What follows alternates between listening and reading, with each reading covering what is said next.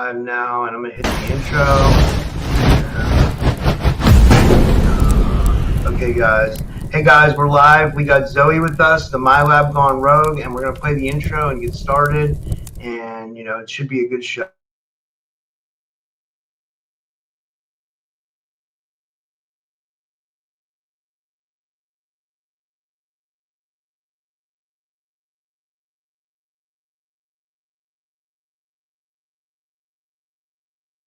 I have an awesome guest with me today. I'm really excited about this.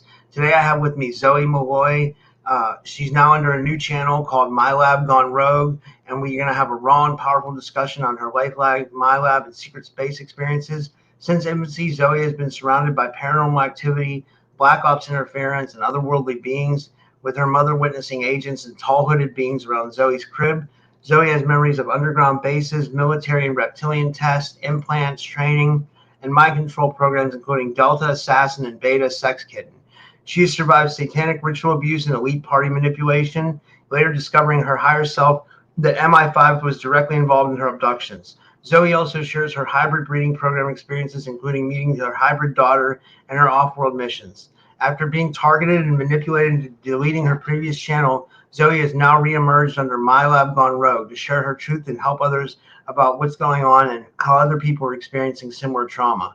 And you can connect with Zoe on her YouTube at Milab Gone Rogue and Facebook Milab Gone Rogue.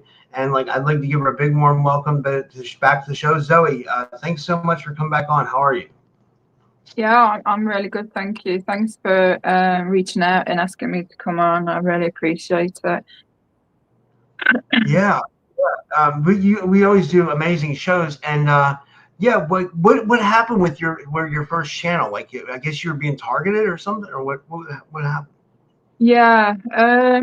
So every now and again, I come under some kind of attack, and I've experienced different types. So I call it like the self-sabotage tactic. So it's not me.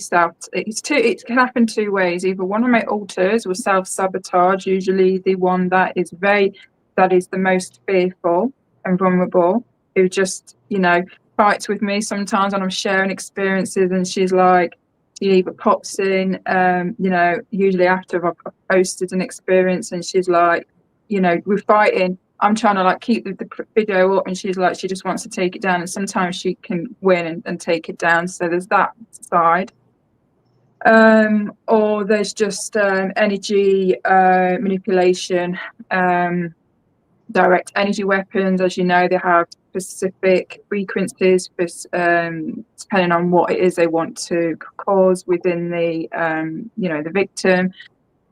So they put me in a fight or flight response type fear energy, and then all of a sudden I was plagued with thoughts that weren't my own. So you're stupid, no one's going to listen to you, you're pathetic, why don't you go and kill yourself, all these types of things. And then it obviously, feeding that, as well as being harassed, gang stalked, privately emailed, messaged, all of a sudden people saying real bad things on your videos in the comments, especially when you never had them before, all these different things, and the astral attacks, psychic attacks.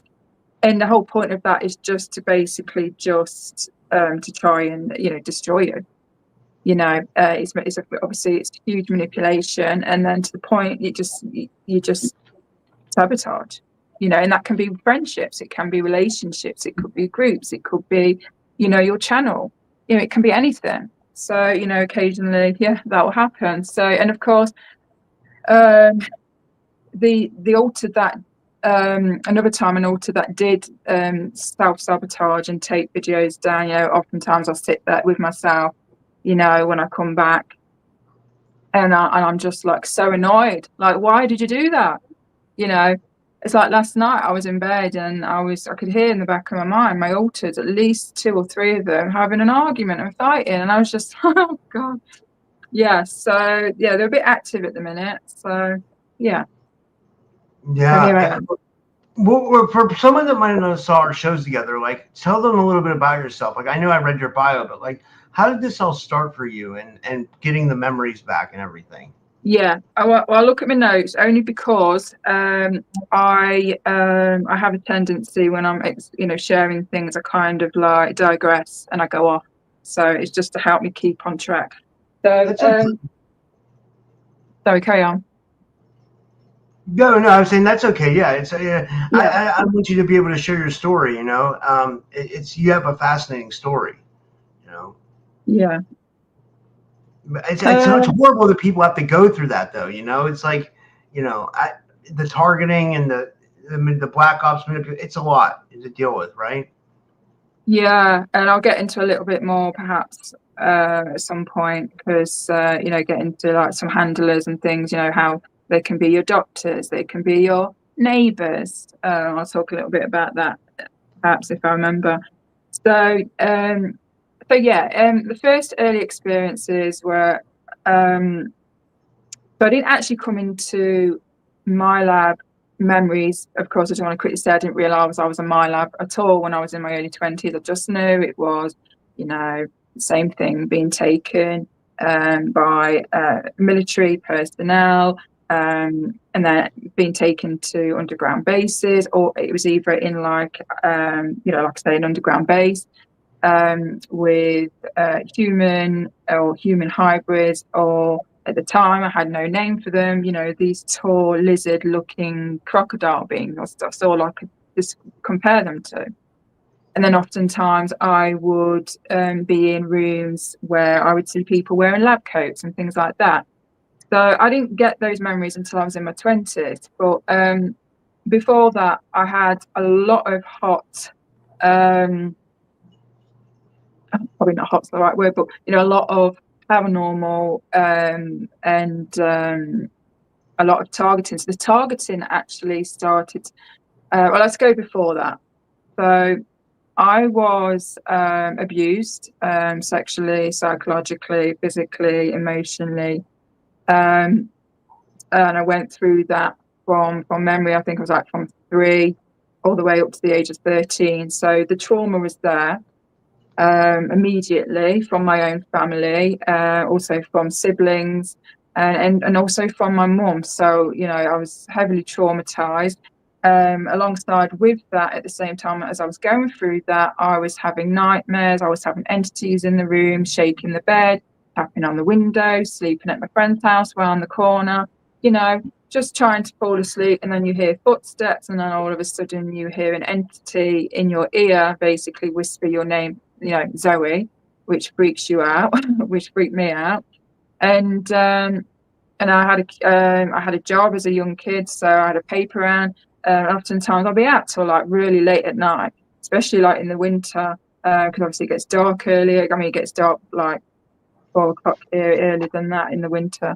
And I had entities follow me. I didn't know what they were.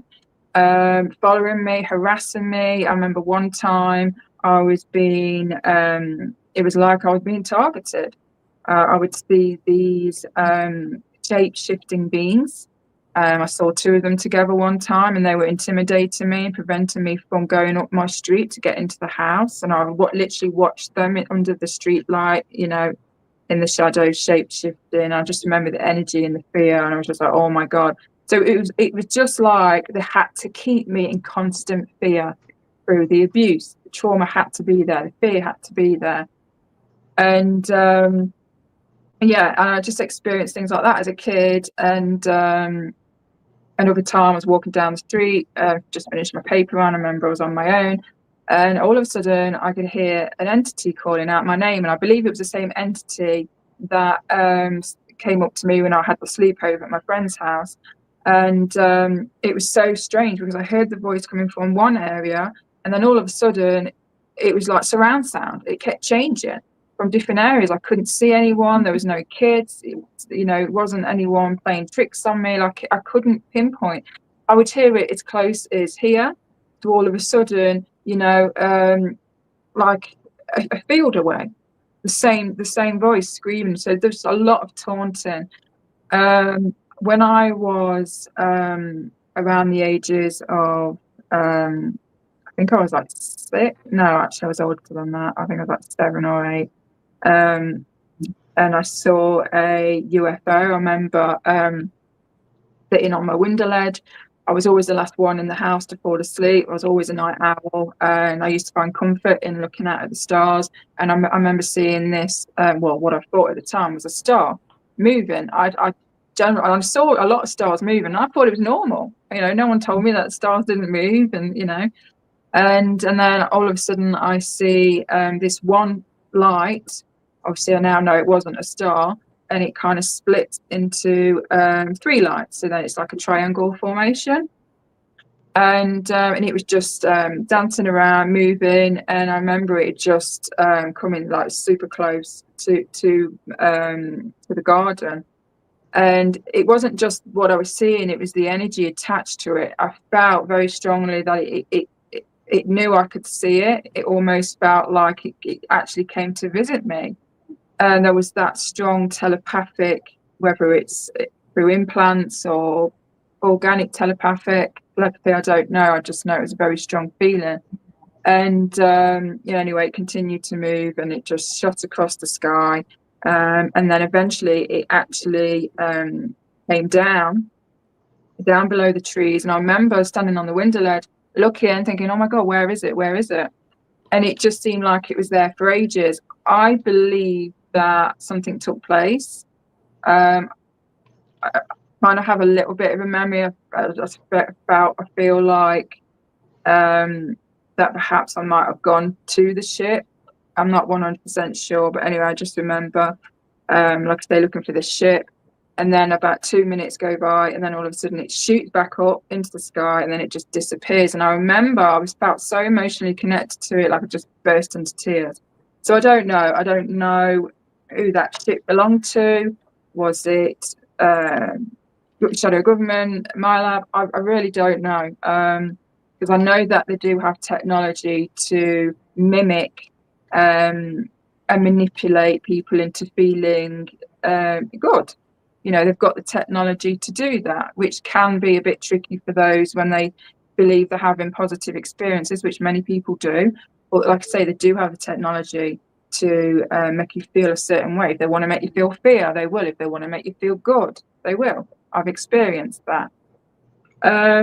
My stepdad, the one who abused me, he had military background, and I believe him and my mum's relationship was set up and staged behind the scenes, orchestrated, which is very common. And he's just go a little bit further into his background. He was actually born in Germany. I don't know where about, but he was born in Germany. His family gave him up, and he ended up being in a children's home or an orphanage. I think that's what they were still called back then. And he eventually left because he went through horrific abuse. So I believe, without a doubt, he was also in these programs. And then he left the orphanage, and he went straight into the military. And then he was there for however long, I can't remember exactly how long he was there for. And then he left the military, ended up homeless. And then my mum met him on the streets. And it was kind of funny because it was through my mum's brother, who I also believe is in the programs, just because of his the signs there and stuff. And they become best buddies. And then my mum and my stepdad ended up dating, and then they had children and stuff like that. And it's like I say, he was the one that caused the abuse. Also, out of the military, he was still hanging around with friends. Sometimes I met them. And they were involved into all kinds of things, involved with like drugs and stuff like that. As my mum told me this later on. My mum also told me that one time these group of men came to the house looking for my stepdad, and they threatened my mum, and they put basically a gun up to her head and threatened her. So he was definitely involved with, I guess, people in and outside of the military. I don't know. And it just felt, when I look back at every part of near enough all of my life, it just feels like, wow, it was set up, like staged, managed, even down to my... Sorry? I said like orchestrated, like your life's been orchestrated. Yeah, like it's insane. I've got the chills now, confirmation chills. Because sometimes I have to pinch myself. My higher self's like, yeah, Zoe, even down to my best friend at the time. So just quickly, all of a sudden, I mean, I was 15 years old. I was in my last year of secondary school, and if you're, American high school. And I didn't know what I wanted to do when I left school. And I had no idea. Some friends wanted to, I don't know, be a hairdresser and be this and be that. I had no idea. I think I was going through so much. I didn't have time for myself, or I didn't know what I wanted to do. And I remember all of a sudden, my best friend, she said to me, which was very out of character for her, she says, "Oh, I want to join the military. We should join the army together." Not that it matters, but out of the two of us, I was like my friend. She was very, very, very. She was just very different to me. I remember she knew what she wanted to do when she left school, and she wanted to get into beauty and hairdressing. She never ever once spoke about wanting to join the military. There was no one in her family that we knew of. That it was just very strange out of the blue. And we both, pinkied on it. It was like, yeah, let's do it. Even I didn't. The military never crossed my mind. I never thought, I want to join the army. At 15 years old. Now I know it was, again, manipulation. They wanted to get us physically into the army. Now, a majority of those in the military, well, like I say, majority of them, I don't really know, but I know quite a lot of them are in these programs themselves. A lot of them have been manipulated. Again, it's all been orchestrated. A lot of those that join the military, they come from rough backgrounds, they've been through abuse, and this is all designed to break them down until they don't know who they are anymore. They all got a similar story, if you speak to them. And so they manipulate even people, normal people, to join the military. But, even if they can't, if you fight it or divine intervention happens or whatever, and you don't end up joining the military, they still get you anyway, and I know that because of my experiences. So another weird experience with my friend at the time, I just want to quickly mention, I didn't join the military because I got in a relationship which was also manipulated, but I won't waste any time on that. But long story short, I fell pregnant.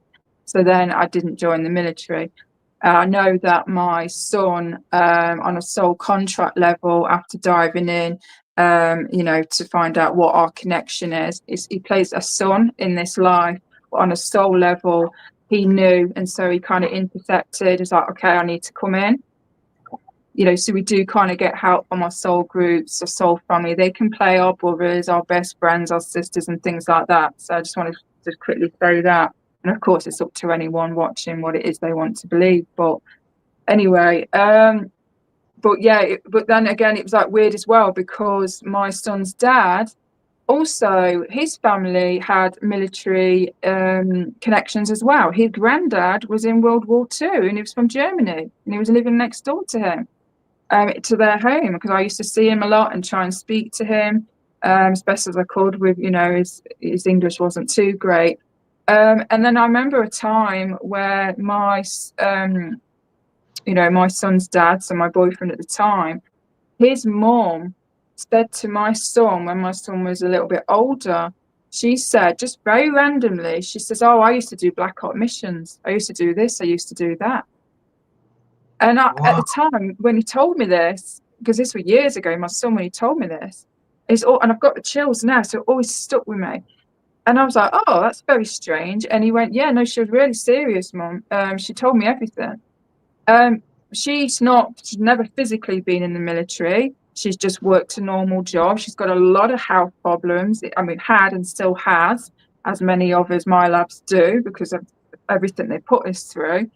So again, it's the connections. And also my boyfriend at the time believed in aliens. He also witnessed UFOs. We were part of the same bloodline as well.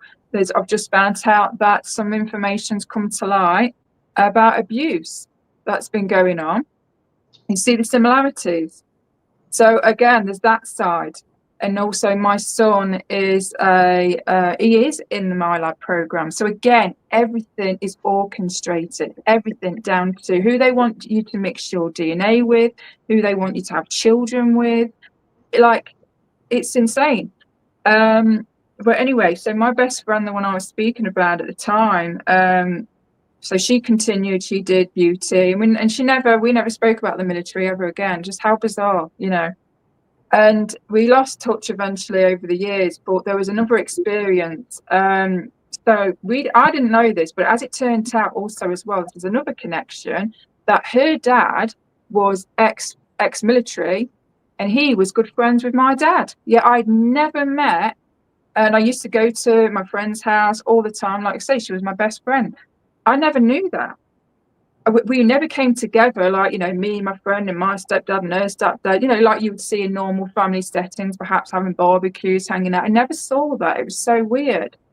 So I made that connection. And then the weirdest experience was when my stepdad went to prison, after he attempted a bomb scare, and everyone had to, you know, escape the whole of the got his mates to come and attempt a bomb scare. Like I say, he was involved with some right weirdos, you know, these people. What kind of bomb scare? Was he trying to rob a bank or something, or what was he trying to do? No. When he went to court, because when it came out with what he did to me and my siblings with the abuse and that, when he got called into court, he turned up, but he got his mates to set up a bomb scare, a fake bomb scare. So of course the court proceedings didn't go aid. So because he was stalling time, basically. Dude, that's insane. Like, yeah, shit. yeah, I know. I'm sorry, that's wild to do, you know, like when I could tell you so much about what my family have done, but you know, that'll be probably for another time. But anyway, so then he went to court a second time, and then of course he had no choice to admit, because all the evidence was there. So, and of course, I don't know how it is in your country, but in our country, if they plead guilty, they get less of a sentence, and he did. Yeah. So that's how that went down. So anyway, so when I was around the age of 13, of course, still friends with my best friend, the friend I was speaking about. And my mum was struggling. Of course, she was a single mom then of 6 children, and with me being the eldest, I had to play the parental role. My mum went off the rails. She eventually went into deep depression, heavily drinking, or she was working like 3 jobs at a time. So, you know, I wasn't able to. I mean, I had no counselling, no therapy. My mum wouldn't allow me to go for therapy for everything I'd gone through. She went, "No, I don't believe in that." You know, I thought, "Oh, right, cheers." So I never had time to sit and grieve. So, like, you know, you can imagine I was playing the role. I skipped school, and eventually I didn't even finish my last year in school. Like, my life was just a shit show, you know.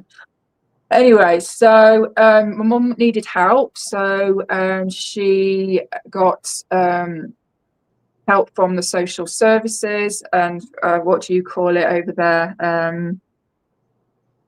Help me out, guys, if there's any British people listening. What's the American version of social services? It's the child welfare team, you know, that step in and help with the children and things like that. Yeah, I know what you're talking about. Yeah.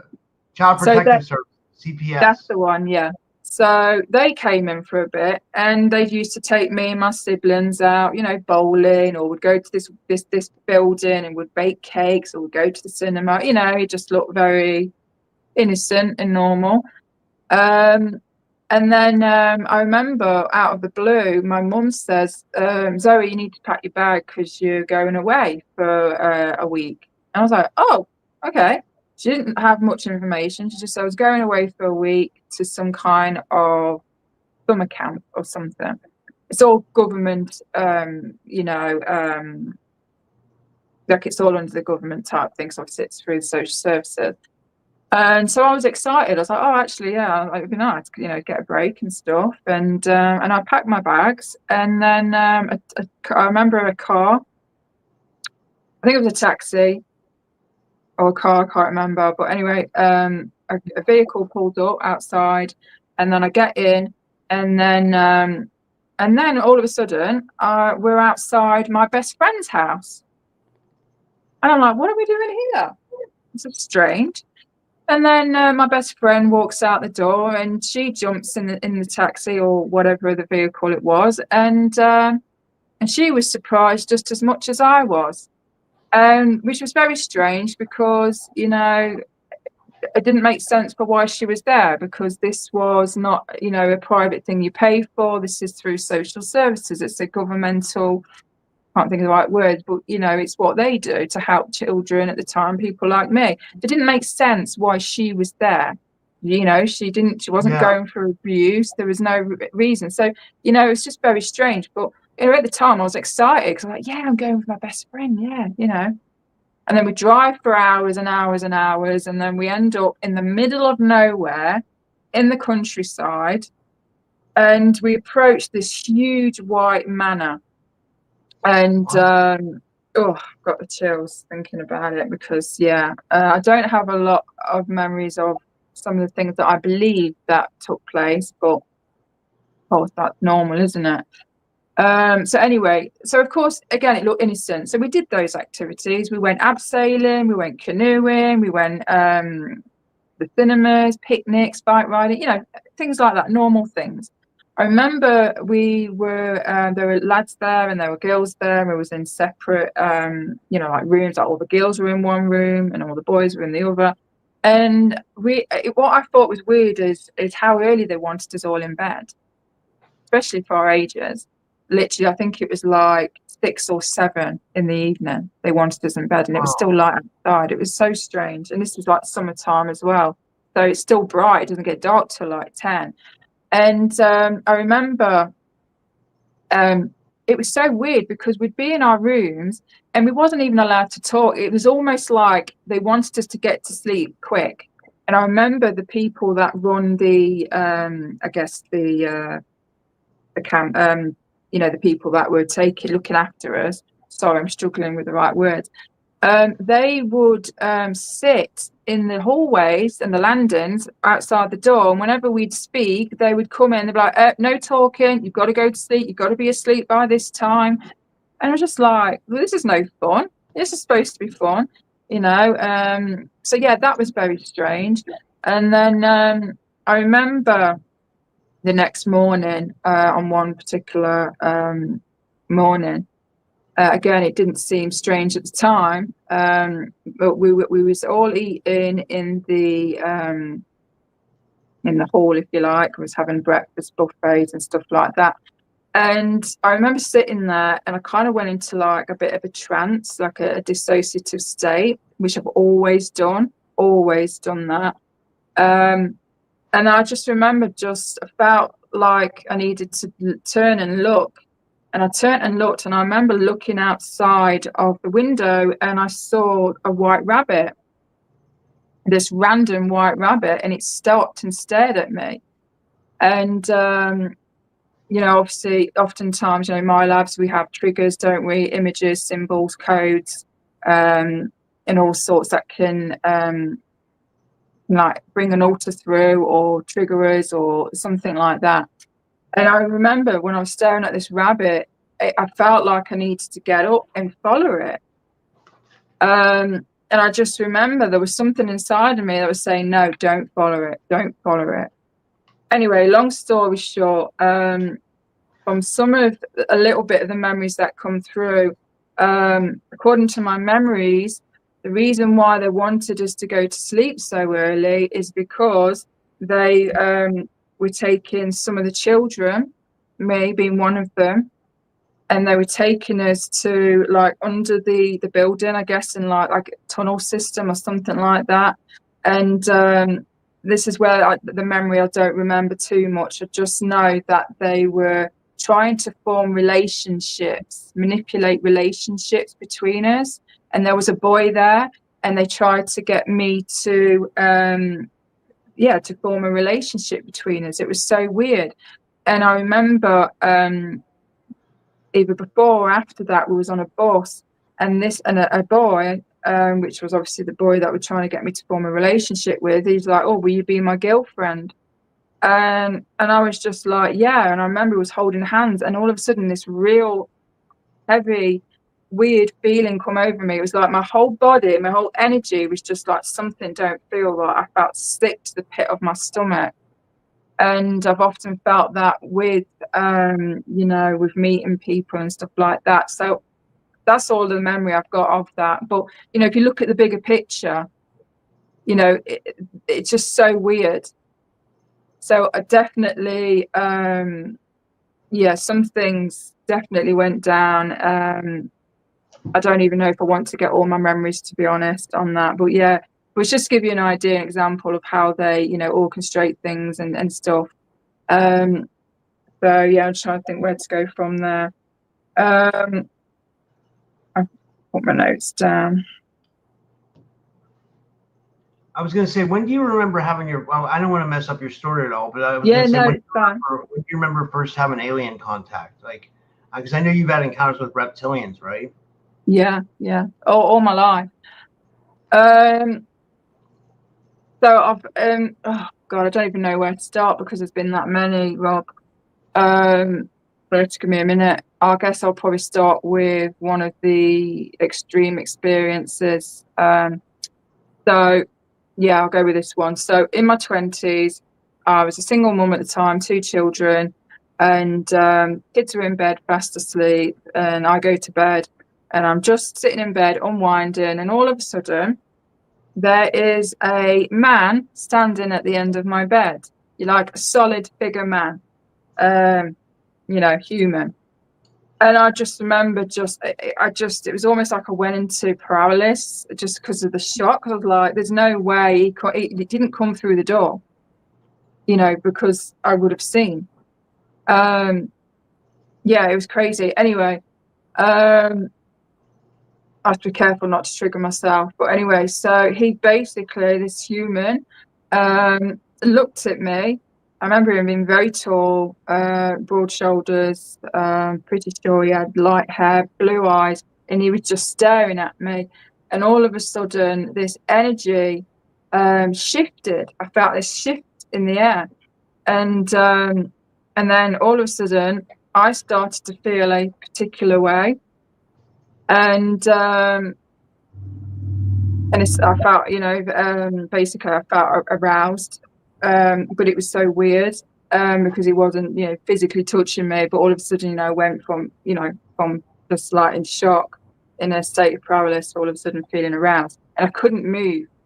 And this human-looking, being walks towards me and basically climbs on top of me. Long story short, takes advantage of me.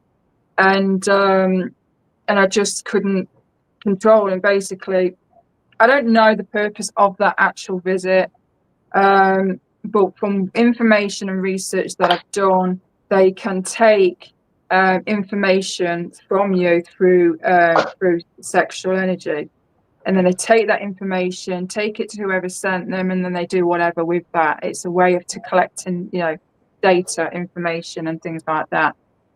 And it's very common for reptilians to do that. A lot of them have a very high sex drive, and they naturally do that anyway. So anyway, after he'd finished what he'd done, he got up, and as he was walking back, he kept eye contact, and then all of a sudden, his smile just grew very large, and I watched him. It was kind of like he was pixelating, he was glitching, and he literally went from his human form to his true, of course I didn't know what he was at the time, to this tall, scaly, being. And when years much later, when I came across information about reptilians, I remember I was just like, holy crap, that's exactly who and what was in my room. And I just remember it was crazy. There's more details to that, but I don't need to go into all that. But yeah, so that was a true physical encounter. I mean, of course, all my experiences have been like they've happened, but sometimes they happen in because there's many different ways they take me. They can take my consciousness, they can take my astral body, or they bilocate me, or they physically take me, and I've experienced all of the above. So a lot of my other experiences with them, again, like I say, it was just after that experience, my memories were coming back, and also I would immediately remember after having these experiences, and they were always there, these reptilians. I just want to quickly say as well, have I already been on your channel? Because I don't remember if I have. Yeah, you have. We've done 3 shows together. You invited me on your. It was really nice of you. When I lost my channel, you invited me on your show first, and I came on, and then you came on my show, and now this one. Yeah. So yeah. It's all right. And thank you for inviting me on when I lost my channel, by the way. Yeah, no, that's fine. Of course, that's what you do, isn't it? But yeah, the reason why I say that is because, of course, all my altars have memories of their own. And just quickly before I get back to what I was saying, a perfect example, I get an email, I open it, oh, thank you for your payment for this bill. And I'm like, it's a gas bill. I was like, I haven't paid my gas. And I checked my bank. Yeah, apparently I made £150 payment to this bill. And I'm like, I didn't. So I'm like, obviously it must have been one of my altars. Like, things like this happen all the time. It's kind of tricky sometimes, it is, but yeah. Anyway, yeah, so like I said, the reason why I asked is because I don't remember what I've shared with you already. But I think you took I told you, didn't I, to take the video down, and you did. Yeah. You are the only. Yeah, you are the only one. Of it, actually. What's the name? There's a female. Yeah, she weren't happy when I asked her to take it down, but when I explained the situation, she took it down. But yeah, and I've been on quite a few people's channels, I won't give names, and I asked them to take my videos down, and some of them even said, yeah, and my channel's videos are still up. Like I'm happy now, but still, at the time I was in a real vulnerable place. I was literally having a psychotic breakdown, and they didn't respect that, because apparently their ego and their whatever. Yeah, I don't know why people are like that. It's not right. Fellow Milabs. I mean, it's just betrayal. I just think it's utter betrayal. But anyway, I'm not going to go into that anymore. But did you want to talk about the Delta and Beta programs? Because I know we haven't talked about that yet. I don't think you were involved in that, from what you remember, right? Yeah. So the Delta program, so a lot of my missions are solo. So I don't know what you call them, but I guess I'm like a long range shooter. I don't know if that's how you say it, but basically a lot of my experiences are I am basically on rooftops, and I'm just sat there or lying there for hours, targeting whoever it is I've been sent out to target, and I'll just take them out, with however many bullets I need to do. And I just have memories of just like running and jumping from building to building. Another memory was I was with the Chinese mafia, and I think this one was the sex kitten program. So I was ordered to basically go into a club and use my womanly charms and manipulate the hell out of these men, and then I would get information from them and give it to whoever it is that sent me. There's been many times where I've been caught out and I've literally been strapped to a chair and been and had the shit beaten out of me. So yeah, those types of experiences I've had. I don't think I shared this one. So I've had ones where I've been on the ships as well, like the I guess the government UFOs and stuff, aircrafts.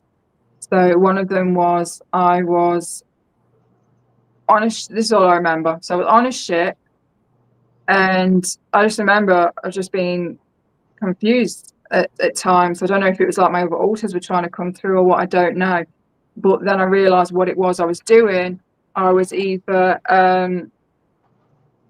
escorting certain elites off the planet under contract, didn't know where I was taking them, I wasn't given that information, or I don't know, taking them to another planet, I don't know, because I want to have a trip to a certain planet or something, because they've got all this money to do all this. It was a huge ship, and all I remember is I was standing in my uniform, leaning against a post, and I could just see all these elites. There were some celebrities there. I didn't recognize all of them, but they were basically, the Hilton family. So like, Paris Hilton and all that. Yeah. I'm pretty sure that they have the Hilton hotels or something. I don't know. I don't follow these people. I'm not a celebrity idol or worshipper. Absolutely not. But yeah, they were just so horrible. They didn't even see me. It's like, they didn't engage with me. They didn't speak to me. They were just in their own little pathetic world, And I just remember them drinking champagne. And I remember a bit of anxiety came over me because I felt the ship speed up, and the ship was just like lightning fast. And then I remember looking out of the side windows, and I could just see stars. And I just remember feeling a bit like anxious and uneasy. So I guess I don't like those missions. The only one that actually spoke to me was Paris Hilton. Yeah. So I don't know. I wish I knew. I don't know if they were like the originals and they've been replaced and they've got, and now what we see on the planet is the clones. Yeah. And we took them to the new place, home, whatever. I really don't know. Or was it just an expensive trip for them? I really don't know. We got a couple good questions, and I got to introduce you to this girl. She's from your country. Her name's Joy Anchorhaven. She's a really good friend of mine. She's a big supporter of my show, and she has a show too, so but she wants to know, does she identify, do you identify with a movie character at all, and if so, who? Old guard. Who is it? The female. Charlie Furman? No, Charlie's. I can't never say her name, but it's called The Old Guard. And this one as well, the girl with the dragon tattoo. That one strongly. Like when I watched that, it just feels too close to home, with what I do and stuff. And Old Guard, I resonate with that strongly because they are just old souls in the programs and they keep being recycled. And they're just, I'm trying to remember how the movie goes, but I don't know if you've ever seen it.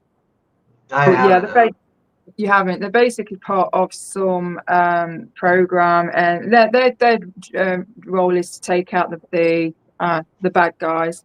So I really do resonate with those types of movies. I realised I am a double agent as well, and I've been caught a few times when I've been trying to sabotage the negatives side plans. And they've punished me. Usually they put me in solitary confinement, and things like that. So, but yeah. I got a question. Another one. This is really good. I know you did a lot of research, not research, but I think you had missions too with Robert Pattinson, like the Twilight Star. And then what was interesting, you did that movie 17 recently, which is like kind of like people say it's like based on the SSP or something. Yeah, absolutely. Yeah. Yeah. I mean, I'm debating whether to share that again or to probably share it and not mention the celebrity name, because sometimes as soon as you go into the celebrity side of things, or you've had experiences with celebrity, people can just stop taking you seriously. Do you know what I mean? Just think, oh, come on, please, really. But what people need to understand is they're part of the Monarch program. On the surface, they are a celebrity, but all that is a distraction. Underneath that, loads of them are exactly in the same position as me. I'm just, the only thing that makes us different is I'm not famous, but I'm still in the programs, So perhaps I might share it again, but yeah, while you brought it up, and of course it's up to anyone what they want to believe. I'm not here to make people believe in my experiences. I'm just here to share them. So, take what resonates, leave the rest, or take what you want to believe and leave the rest. It is what it is. But so one of the memories I have with him, well, there's three memories. So one of them was so we often do like missions in pairs. For whatever reason, I don't know. I know he's similar in age. He definitely has the same bloodline as me, and he's in my country. I don't know. Maybe it's something as that. I don't know. I could see him working for MI5, because he's a celebrity. I could see him tied in with MI5 or something like that, Well, yeah. Well, that's who. Well, from what I believe, they were the first ones that took me was MI5, because I found that out when I was asking my higher self one day. I knew that I kept being taken. I knew that all my experiences were the same themes, the same things. And I just didn't have names for these groups, like actual names. And I remember I checked in with my higher self. I don't know why I didn't ask any sooner, but hey ho, better late than never. And I asked, who's been taking me? I need to know. I'm ready now to know who's been taking me. And then I hear my higher self, Genesis, not only say in her voice, an accent, MI5, as well as in my mind in black letters I see MI5. Now of course I've heard of MI6, you hear them in the movies and stuff like that, but I never really come across MI5. I was like, who MI5? So I did some research, and basically many people know MI5 is the British intelligence security intelligence version of MI6. CIA, yeah, and they're in conjunction, like they work with MI6. They feed back and forth, and they do whatever they do together and stuff. And so yeah, when I had that information, I was just like, I remember sitting on the sofa and I was like laughing, scoffing to myself. Oh, of course, yeah, of course it's them. Sometimes you have to make light of these situations. I have a bit of a dark sense of humour. Sometimes it's a coping mechanism, But you got to, I have a very dark sense of humour, and a lot of us do have, because if we don't laugh, we will cry, and we do a lot of that as well. So yeah, just going back to Patterson. So the reason why I'm talking fast, Rob, is because my mind runs better when I talk fast, and I can get everything out without forgetting what it is I say. If I slow down, I have a hard time, and then I get brain fog. But yeah, anyway, Robert Patterson. So one of the missions was to get it was like a soul retrieval mission. So many might not know, my labs, we are not only we're basically, a lot of us are fractured souls. So they have soul scraped a part of my soul. So I do have a missing part of my soul in my left stomach and hip area. So I basically have a portal there, and I'm working on to try and seal that, but that's another matter. So what they do is they, a lot of times my labs, they not only take our consciousness and put in clones, they take our genetics, our DNA, they put it in AI, they can put it in weapons, they can put it in technology. So they use and abuses and pod and probe and like, what can we do? Let's just use and take and take. Anyway, so part of my mission was, so basically, yeah, me and so Robert is also a double agent as well. So he was helping me, and we was in this clinic type base thing. And I remember he was one side of the building. I guess he was like just watching to make sure no one was going to come, distract them if need be. And we have a very strong telepathic connection in these experiences as well. Very strong. And so he alerts me and lets me know if I need to watch my back, if I need to get out ASAP from whatever it is we're doing. So anyway, in this room, it looks like a laboratory type room, and basically there are little glass containers.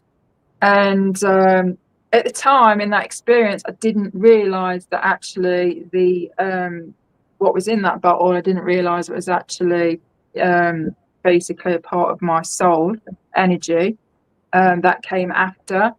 Anyway, I tried to get it, and then I heard Robert basically say, you need to get out. And then immediately the whole alarm system in the building was like just going crazy. And I remember running to the door, and I was just like looking back at that, that little glass bottle, thinking, I'm going to risk it. I'm going to try and risk it. I didn't in the end. And then I just basically was running out, and this woman in a lab coat, this female, comes running at me. She looked like she was possessed, and she got blood on her face. For whatever reason, I don't know if Robert got in a fight with her or what, I don't know. And then I just run out, and that's all I remember of that one.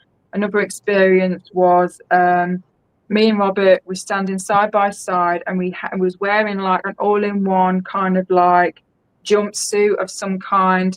It was very it was pretty sure. Yeah, it was silver, metallic, very skin tight, body tight, similar to lycra, but not at the same time. And at the sides of what we was wearing, there were like these black lines, a single seam, like a black line. And then on our heads, we were wearing these rubber caps on our heads, and they were like these wires coming out of these caps. I hadn't had mine on yet. I was actually taking the piss out of Robert, saying how ridiculous he looked. And we were very close. We were almost like siblings. So he would like, push me, I'd push him, he'd make fun of me, and vice versa and stuff like that. And the sense that I got from that experience was like, we've done it a million times. Like, it was just, come on, let's get ready. So anyway, he was all set, ready to go. And then someone came up, and she was telling me, she's like, will you keep still? Because I was like messing around, just putting this cap on. And anyway, so what I noticed was at either side of us, there was these egg, almost like oblong egg type, what do you call them? They look like these beds, like those med beds that we're supposed to be getting, that's supposed to be coming out. Imagine like that, but it was more sophisticated. It was something, it definitely looked like something you wouldn't see on our planet. And I just remember it being white, and there was like an oblong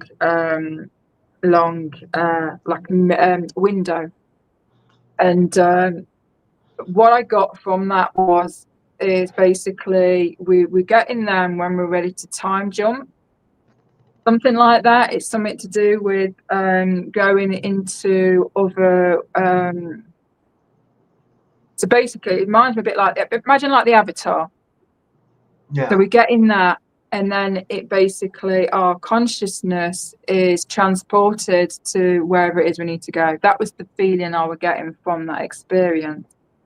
And then the last experience was, it felt more like I was in a clone, because I looked a lot younger, and I have memory of seeing my clone suspended in air. So I looked a lot younger, like me in the face, but a lot younger, different hairstyle, completely wearing clothes that I wouldn't even dream of wearing. It was like this dungarees, baggy dungarees, and like very bright colours and things like that.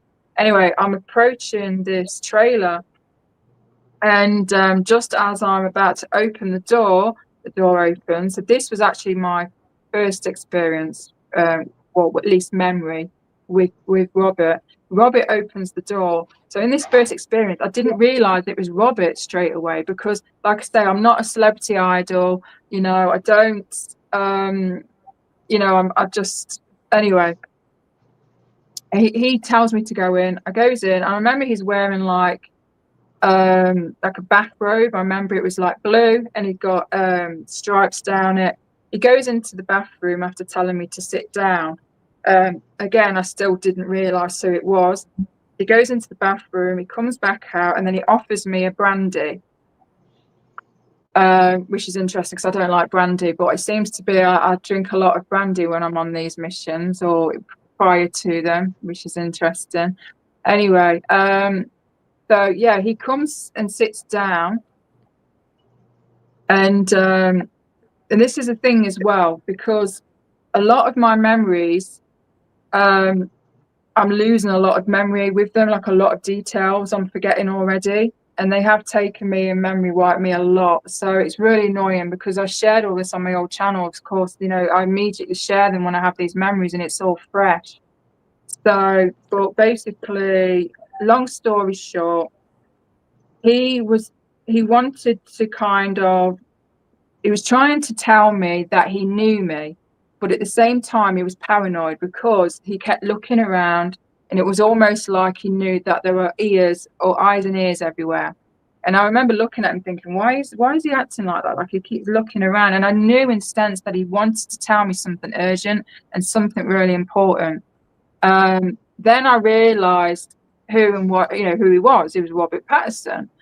And I was just like, why am I, what's going on? Like I was very confused. I had no memory of him. So yeah.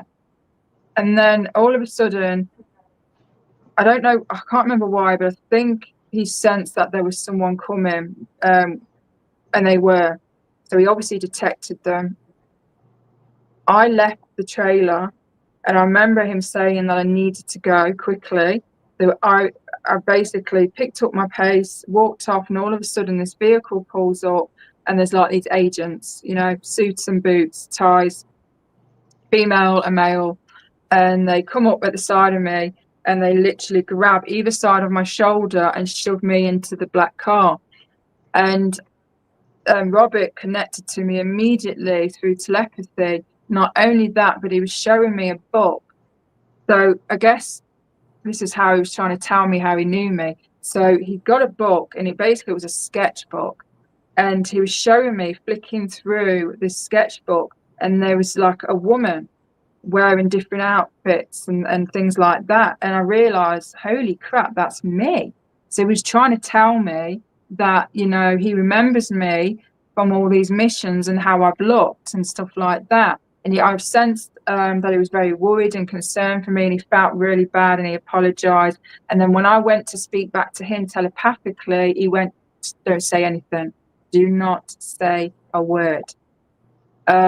Yeah, so that, like I said, that was the first experience. But after that experience, I went on to Google, and I wanted to try and find things to validate this experience. So obviously, you know, he's a sketcher. He likes to draw.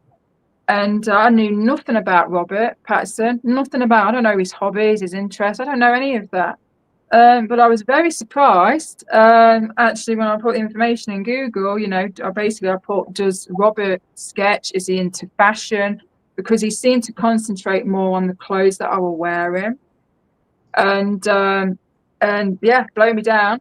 And I had screenshots of this as well when I shared this experience on my old channel. Yeah, he is into fashion. And he's into art as well. And his favourite thing to draw and sketch is women's clothes. So isn't that like interesting? I just couldn't believe it. I was like, wow. So not that I really needed validating, but you know, I do have a hard time sometimes. I do have to pinch myself. I'm an ego. It likes to be logical, likes to be rational, it likes to debunk things always, you know. So yeah, my ego was just really having a hard time accepting that it was real. But then after that experience, like I say, the other two experiences I shared with you, I had them shortly after. It was like he was just trying to tell me, you know, I know you. We're in these programs together. And then that's when I discovered that he was just at a movie called Is it called 17? Yeah, that's Mickey 17's the new movie, right? Mickey 17, and I'm like, and it is literally about that. They recycle him. They regenerate him when he's on his mission.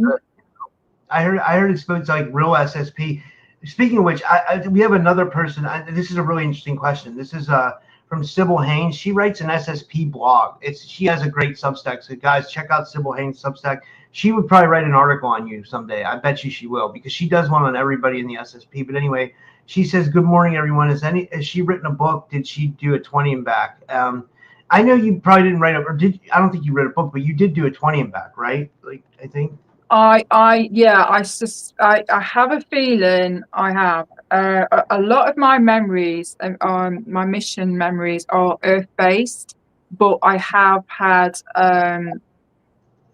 missions on other planets. Saturn being one of them, and that's a whole story in itself. I've got a lot of longer, more in-depth, detailed stories, but I'll share them on my channel. But 20 back. Okay, so this was about 6 months ago. So yeah, I was basically in this dark room, and there is this lamp above my head, obnoxious bright light above my head, which made me I'm struggling to see, see properly. And basically my ankles and wrists were strapped to this horrible solid metal cold chair, and I remember at the side of my head there were like these pads, so I could only like move my head so far.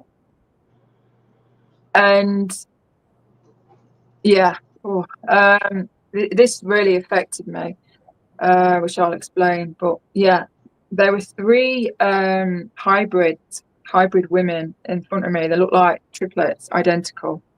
If I had to guess, I would say they were definitely grey human hybrids. Very stringy, long blonde hair, big blue eyes, long thin face, typical hybrid human looking hybrids.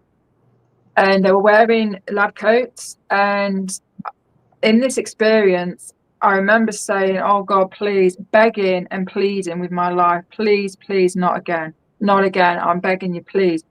One of the hybrids said, in a very cold way, completely just no emotion, very cold. She basically said, this was through telepathy. She said, "You know the protocol," is what she said. And I just was like, just went into fight or flight, but I couldn't move. I was strapped down, and then all of a sudden I hear footsteps, and I sense someone approaching me, and then someone basically shoves a needle in my arm, and whatever it was they put in my arm, I immediately felt the effects, just it blooding through my whole system. And I was screaming and crying, and I just went into full panic. But not for very long though, because this drug knocked me out. I just remember feeling very heavy, and my mind just going dark, and then we just slowly I was gone. And after that experience, for 3 days, the only way to describe it is I felt drugged. I felt like I was not only like I used to drink years ago, and I have dabbled in the odd drug, not heavily, just little things. This was years ago, and so anyone that's ever done that, you wake up, you get a real bad hangover, not only from the alcohol but from the drugs. So it was like that, but tenfold. And I remember just feeling like out of it for three days, Robert, out of it, just floating. I felt heavy. I was just exhausted. My nervous system, that in itself was just wired. It was crazy. And I used to suffer with panic attacks. I still do every now and again, PTSD as well. But all throughout my life, I've had these weird fears that crop up from nowhere, and then they disappear overnight. Severe anxiety, fears of things that have no reason, or no logical reason, or nothing that I can understand on a personal level. Like, why do I have fears of this all of a sudden? And then poof, gone. All of a sudden I have OCD. I have an eating disorder. All of a sudden I have a compulsive disorder. All of a sudden, another fear. All of a sudden, I'm feeling extreme anxiety, panic attacks from when I wake up to when I go to bed, and there was no reason, for that. But I hadn't had that for years. It just completely stopped. But after that experience, after when I got over, or during, whilst getting over the effects of what it was they put in my system, I was having flashbacks, PTSD, severe insomnia, I could barely eat, I could barely drink, and severe anxiety, fight and flight. I was just hyper vigilant, like it was crazy, and it actually led me to go into a psychotic breakdown, to this extreme of like I wanted out of my body. That's all I'm gonna say. Well, can I tell you something? I think you've come a long way. Like, you said you've had like psychotic breaks and stuff, but like, it seems like you're very well managing your mental health and all the trauma that you've been through. Like, it seems like you're really able to like process your emotions, and like, I have to give you credit. I mean, like, I know a lot of people who have mental health problems, and like, not a lot of people are like that. That's good that you're able to like overcome a little bit, and like, there's different reasons for that. I don't know how much of my videos you've seen on my old channel, but on my old channel, my anxiety, my PTSD, and my psychotic moments, were recorded, because after these experiences, or whilst I was going through or trying to process and calm my nervous system, I did like some diaries. I wanted to show people, those that supported me and followed me, like, show them the real side. This is what we go through, because a lot of Milabs don't show the vulnerable side, and I felt that was important. And so some of my videos, I was an absolute mess. So I've literally put blood, sweat and tears, and people have seen me when I've gone through that. I am very resilient. I do get over very quickly a lot of these things, because you start to become desensitized. I don't know how, but we just kind of get over it very quick. And also, just want to mention, this is also very important. Some of my alters, so this version of who you're speaking to now, is she can get over. I can get over very quickly. Like, I don't have much fear. I kind of say it how it is. I don't beat around the bush. If I see BS, I'll call it out. That's me. But there's other sides to me that are the complete opposite. There's I've witnessed you have like a good sense of wit and humor too, because I watched your video you did on ChatGPT, where you were explaining to the audience how you were like basically outwitting ChatGPT, and it was getting smart with you, and it was retorting. Oh, dude, that video was hilarious, and like, I think it's great that you show different sides of yourself like that. I enjoyed that video, because I work with ChatGPT every day for my podcast. I know how it can be.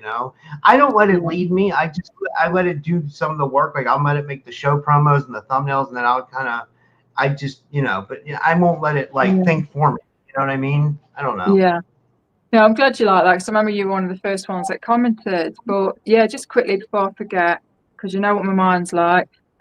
So just to further answer, well, it wasn't really a question, but it seems like I am put together and and calm, and I've dealt with it very well.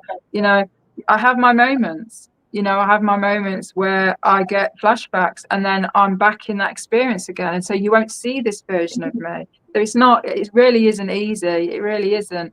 And again, as I mentioned with the alters, it depends on which alter is experiencing, who's had whichever experiences. So I remember a lot of my alters experiences, because a lot of the time we co-front, or we allow each other to remember some of our experiences, to help heal and integrate, the trauma.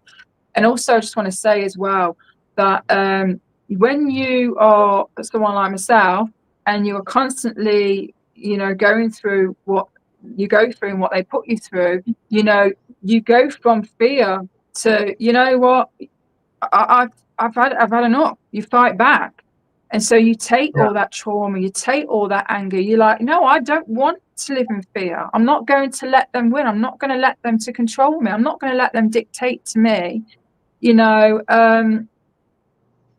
won't allow it. So we fight back. So we're like alchemists as well. And this is why they pick us as well, because we are resilient.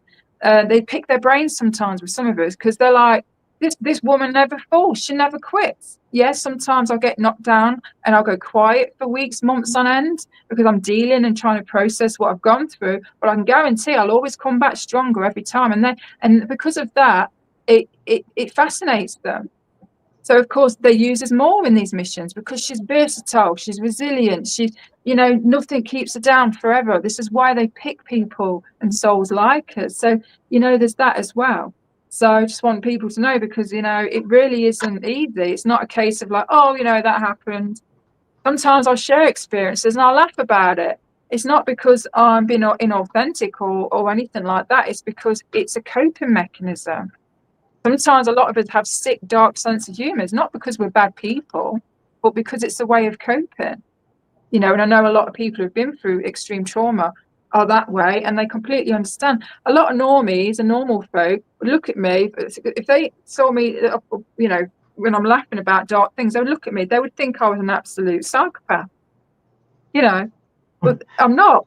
It's just how I cope.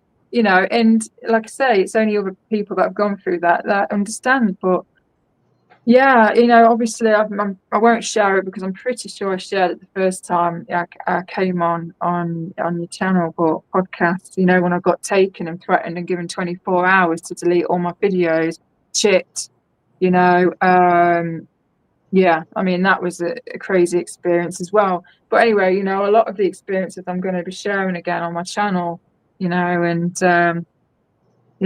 get back to where I was before, it got self-sabotaged. But yeah.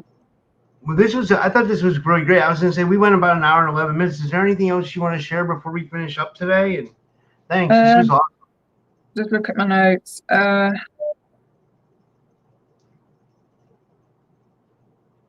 I think that's pretty much it, really. I mean, like if you have, we can always do a part 2, or you can come back on. It's not even an issue, we can always do, Yeah, no, that'd be cool. Yeah, like I say, a lot of the things I'm speaking very fast. There's a lot more detail to it because when I share these experiences, I do like to go in depth and go into detail because some people like that. But obviously, we only have a certain amount of time, don't we? So yeah. Yeah, but I mean, I'd love to have you back on. This was amazing. It really was a good show.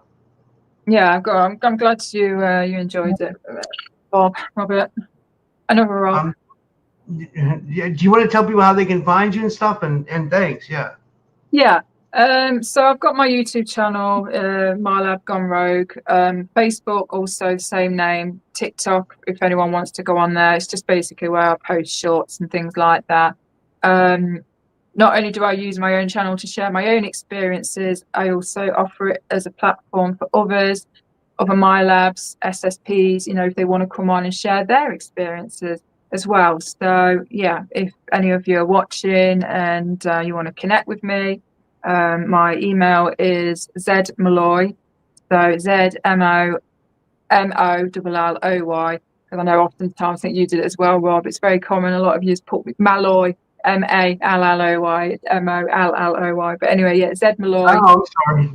It's fine. It's common mistake.